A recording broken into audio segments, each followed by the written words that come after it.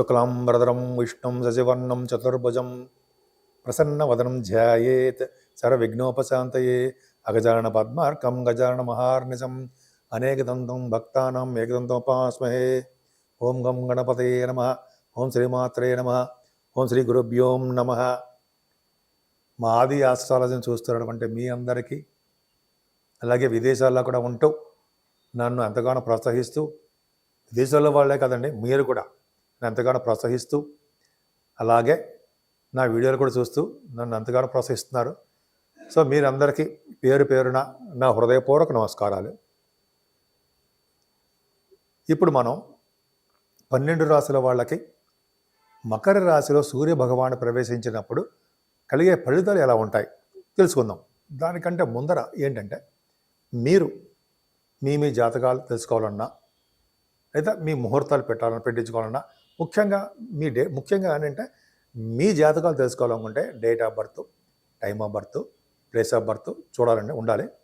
So మీకు ఏమి problems ఉన్నాయి, వివాహం ప్రాబ్లమ్సా, లేకపోతే మ్యాచింగ్ అంటారు సార్, వరుడు వధువు యొక్క జాతక మ్యాచింగ్, అది తెలుసుకోవాలన్నా, అలాగే ఇదంతా కూడా మకర రాశిలో ప్రవేశించినటువంటి సూర్యభగవాను కాబట్టి ఉత్తరాయణ పుణ్యకాలం. ఈ పుణ్యకాలంలో వివాహ శుభకార్యాలు జరుగుతాయి, వివాహాలు, ఉపనయనాలు, అలాగా గృహప్రవేశాలు, ఇలాగ అన్నీ మంచి మంచి కార్యక్రమాలు జరుగుతుంటాయండి. ఒకవేళ మీరు మా ఆది ఆస్ట్రాలజీ తరపున, నేను మీ వాడ్రే ఆదినారాయణరావు, మీరు నాకు పంపిస్తే మీ డీటెయిల్స్ కానీ ఏమైనా మీకు తెలుసుకోవాలనుకుంటే, అది ముహూర్తాలు కావాలన్నా ఇవన్నీ తెలుసుకోవాలనుకుంటే మీరు నాకు పంపిస్తే నేను తప్పకుండా ముహూర్తాలు పెట్టడం కానీ, మీ జాతకాలు చూడడం కానీ అవన్నీ చూస్తానండి. నాకు 35 సంవత్సరాల అనుభవం ఉంది. నేను కాస్ట్ అకౌంటెంట్ అయినా, CMA చేశాను, అకౌంట్స్ ఆఫీసర్గా గవర్నమెంట్ ఆర్గనైజేషన్ చేశాను. ఆ పక్క పెడితే నాకు కొద్దో గొప్ప దీంట్లో కొద్దిగా అనుభవం ఉంది కాబట్టి మీకు కావాలనుకుంటే, ముహూర్తాలు పెట్టించాలనుకుంటే నాకు ఫోన్ చేయండి. ఒకవేళ నేను షూటింగ్స్లో ఉంటే నేను ఫోన్ లిఫ్ట్ చేయలేకపోవచ్చు, సైలెంట్లో ఉంటుంది. మీరు మీ కింద నెంబర్కి ఫోన్ చేసినా అయితే మీకు వాట్సాప్ నెంబర్ కూడా ఉంటుంది. వాట్సాప్లో మెసేజ్ పెట్టినా నేను మీకు ఏమి కావాలో అనేది దాంట్లో రాయండి.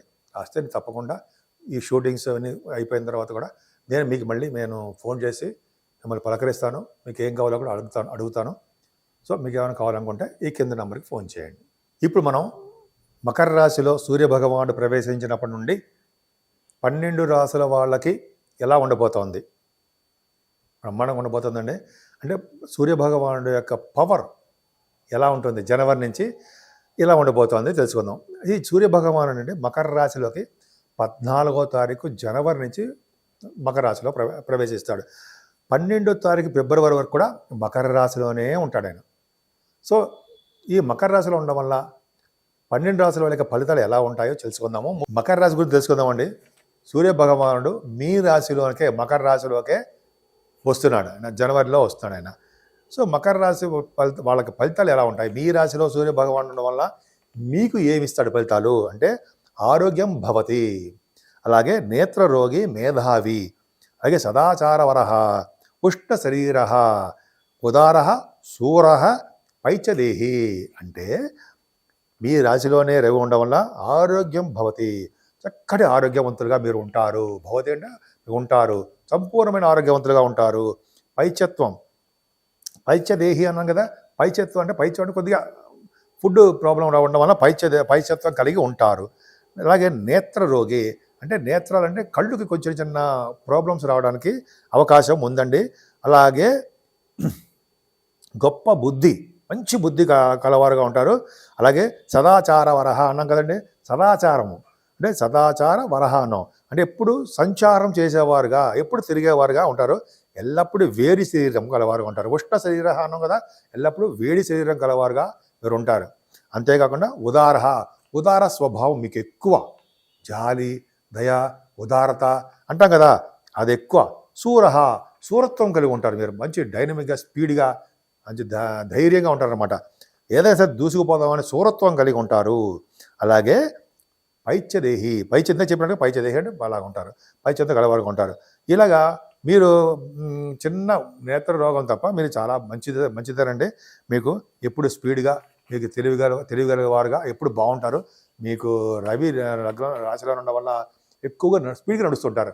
స్పీడ్గా మాట్లాడుతుంటారు, డైనమిక్గా ఉంటారు, గబగబా స్పీడ్గా వెళ్ళే పనులు స్పీడ్గా చేసేస్తూ ఉంటారనమాట. అది గొప్ప అదృష్టం అండి మీకు. కొద్దిగా వేడి శరీరం ఉంటుంది, ఉదారత ఉంటుంది, శూరత్వం ఉంటుంది. అలాగే ఎప్పుడు ప్రయాణాలు చేయడానికి సదాచారాన్ని ప్రయాణాలు చేస్తూనే ఉంటారు. కొద్దిగా ఐస్ ప్రాబ్లమ్స్ వస్తాయండి. ఎక్కువగా కాన్సన్ట్రేషన్ చేసి ఎక్కువ చదివేయకండి. ఎక్కువగా చూడడం వలన, చదవడం వలన కొద్దిగా కళ్ళకి స్ట్రైన్ అవుతాం. అంతే తప్ప ఆపరేషన్స్ అనేవి ఏం కాదు. మీకు ఆరోగ్యం పోతున్నాం కదా ఫస్ట్లోనే, అంటే ఆరోగ్యవంతులుగానే ఉంటారు. సో ఈ విధంగా మీకు లీడర్షిప్ క్వాలిటీస్ కూడా బాగుంటాయండి. లగ్నం మీ రాశిలో రఘునంటే లీడర్షిప్ క్వాలిటీస్, దానగుణం చాలా చాలా బాగుంటుంది. ముఖ్యంగా ఈ 14వ తారీఖుని 14 జనవరి 2025 సంవత్సరంలో మీ రాశిలోకే మీకు రవి వస్తున్నాడు. ఉత్తరాయణ పుణ్యకాలము అంటాం. అదే ఉత్తరాయణ పుణ్యకాలంలో ఏం చేస్తారంటే ఆ రోజు మాత్రం సూర్యభగవానుడు సంక్రమణం జరగడం వల్ల, అంటే మీ రాశిలోకి రావడం వల్ల ఆ రోజు చేసే దానాలు, స్నానాలు చాలా అధికమైన ఫలితాలు ఇస్తాయి. ముఖ్యంగా స్నానాలు పొద్దున పూట, అంటే ఎర్లీ మార్నింగ్ కూడా గంగా నదిలో కానీ, అయితే సరియు నదిలో కానీ చాలామంది ఉన్నారు చేస్తారు. సరియు నదిలో కానీ, లేకపోతే కొంతమంది ఏమో యమునా నది కానీ, త్రివేణి సంగమం కానీ. త్రివేణి సంగమం అంటే 3 నదుల కలయిక, గంగా, యమున, సరస్వతి. అమ్మవారు చాలా పవర్ అండి. చాలామంది చూస్తారు, మన టీవీలో కూడా చూస్తాం రోజు. చాలా బ్రహ్మాండం. సరే మనం అవన్నీ చేయలేమండి.